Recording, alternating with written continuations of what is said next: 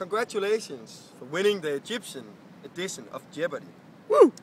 Amazing that you managed to beat Cleopatra. Yes, you are fat.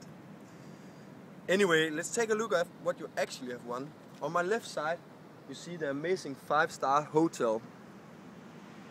You're going to stay there for 3 weeks. It is located right next to the Red Sea. You see down here. The stay will include lots of activities such as using the pool, go out tasting the delicious Egyptian food we make down here. Anyway, you will also have the availability to use a super helicopter. This helicopter will allow you to explore the whole Egyptian culture. Personally, I would recommend you to go and see the pyramids.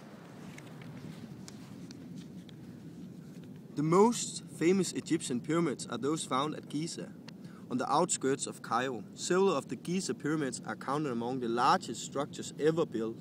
The Pyramid of Khufu at Giza is the largest Egyptian pyramid. It is the only one of the 7 wonders of the Asian world still existent. Overall, there are 138 pyramids discovered in Egypt. Most were built as tombs for the country's pharaohs, and they consist during the Old and Middle Kingdom periods.